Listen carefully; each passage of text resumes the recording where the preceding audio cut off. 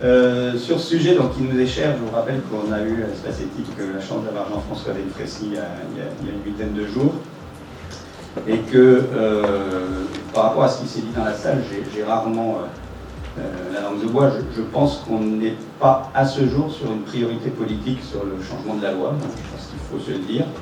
Je pense que tout ça va dépendre d'un contexte politique assez chargé, qui est celui en particulier de l'avancée de la loi sur les retraites et de la réussite de certains débats sociétaux, qui peut-être peuvent croiser celui de la fin de vie d'ailleurs, et ce serait de mauvais goût de le dire. Mais néanmoins, je pense que, contrairement à ce que vous pensez dans cette salle, la priorité sociale des citoyens n'est pas forcément la nôtre aujourd'hui. Voilà. Comme le politique s'aligne sur d'autres priorités, on verra.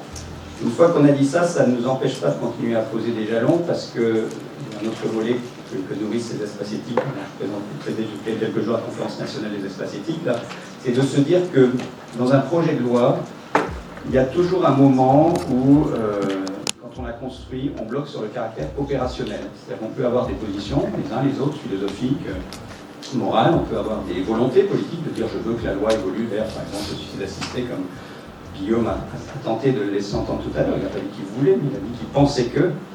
Il n'empêche que pour ceux qui sont dans les éthiques appliquées, il y a le deuxième volet qui est le caractère opérationnel. C'est-à-dire que comment on fait, qui prend la décision, pour être sur ma casquette de médecine légale, quelles sont les zones de contentieux et de fragilité juridique qui sont des vrais sujets.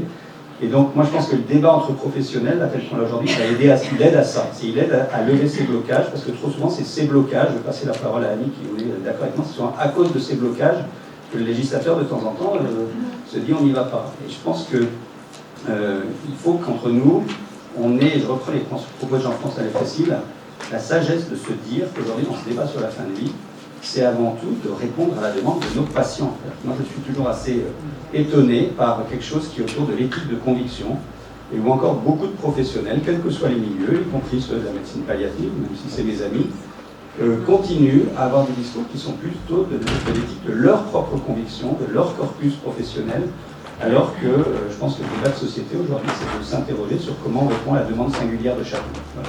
C'est histoire de provoquer un peu, mais encore une fois, je crois que la mission du soignant, la mission du service public, c'est d'abord ça, c'est de s'interroger sur comment on répond au mieux. Et comment on répond au mieux, je vais aussi mettre un pendant et un bémol à mes propos, c'est pas forcément en modifiant la loi, mais c'est aussi en s'interrogeant sur ce qui se passe dans les EHPAD. Vous savez qu'on a accompagné l'évaluation à travers le projet Panthère de la fin de vie dans les EHPAD pendant la crise Covid. Il faut avoir le courage de dire que c'est une catastrophe. Il faut avoir le courage de dire que les professionnels du soin qui sont dans ces établissements ne sont pas responsables, et qu'on les laisse dans un état de désœuvrement, de formation, de moyens, d'accompagnement. Et que voilà, l'éthique, c'est un peu tenir sur ces deux points-là. Ceux qui disent ah bah faut pas modifier la loi parce qu'elle n'est pas encore correctement appliquée, bah oui. Et c'est pas pour autant qu'en même temps, il faut dire, parce que la loi n'est pas correctement appliquée, on ne va pas évoluer sur le champ de la loi. Voilà, c'est un peu comme ça que le débat se pose.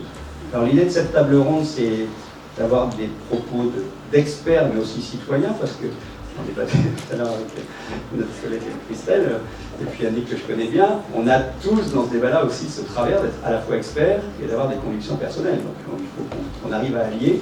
Ce qui va me permettre de passer la parole d'abord à Annick Batteur, donc pour ceux qui ne la connaissent pas, qui est professeur de droit émérite, qui est un des piliers fondateurs et du GIEC et de l'espace éthique, et qui a souvent un franc-parler qu'on adore. Merci.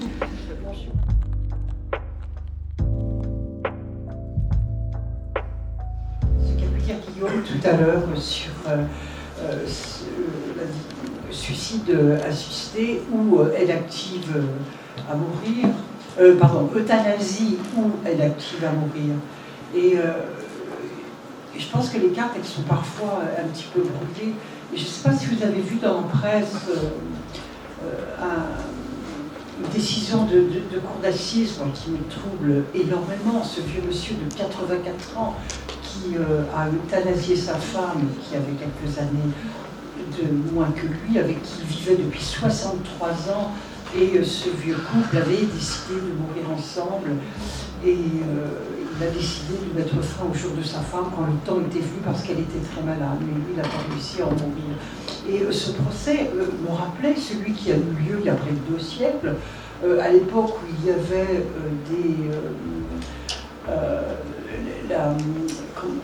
il y avait une possibilité possibilité pour les personnes de faire, comment on appelle ça, quand on voulait aller tuer quelqu'un en duel. Voilà. Il y avait un duel, et là, eh bien, il y avait eu un couple qui avait décidé de mourir tous les deux sur le mode des duels, et monsieur tirerait sur madame, et madame tirerait sur monsieur. Et est arrivé ce qui devait arriver, à savoir que madame, là, elle l'a fait dévier, parce qu'elle n'a pas réussi moralement à tuer l'homme de sa vie. Mais lui, l'homme de sa vie, il a tué la femme de sa vie. Et elle avait été, et elle a été, lui a été, qui a survécu, a été condamné, et il a été condamné à l'époque à une peine d'emprisonnement vraiment très importante. Là, avec cet arrêt de la cour d'assises, on est un peu dans le même cas de figure. On décide de se donner mutuellement la mort, on n'y arrive pas vraiment.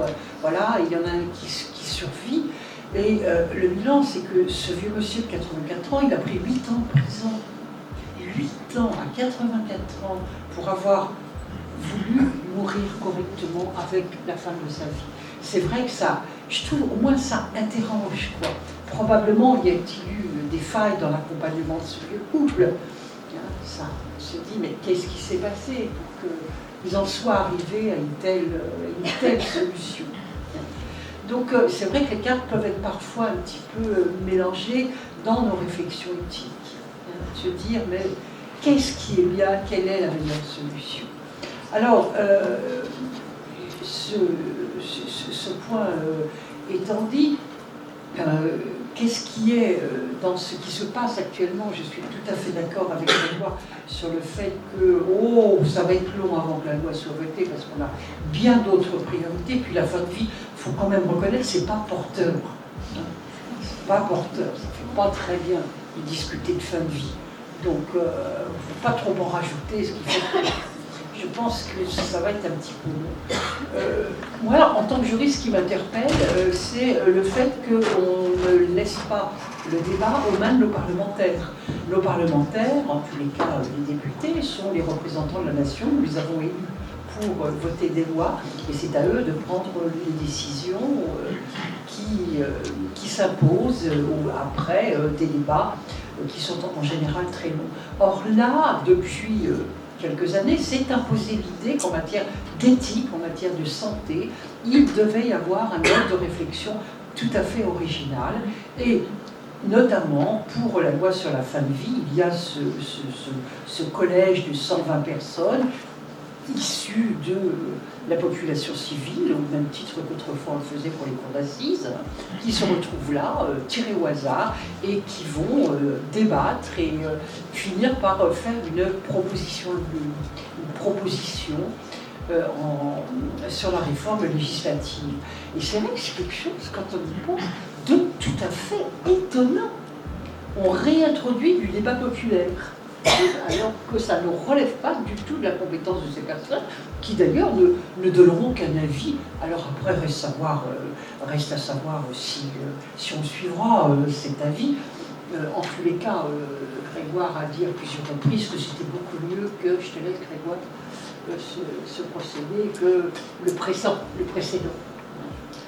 C'est là, un petit détail, mais dans le précédent sur les états généraux du droit politique, on a réellement laissé croire aux citoyens, dans les assemblées territoriales, que leurs idées allaient remonter au plan national et à nourrir la loi. C'est un mensonge démocratique, mais pour rebondir sur ce que je disais, on est quand même dans un régime parlementaire, avec un programme présidentiel qui a été posé, et renvoyé vers la conférence citoyenne, ça peut être perçu comme une façon de noyer le poisson. Oui. Parce que ça veut dire que ça permet aux politiques de dire c'est pas moi qui reste responsable, c'est le peuple, on verra bien ce que dit le peuple, mais en même temps, le peuple nous a élus. Enfin, il y a quelque chose d'un point de vue démocratique qui interroge.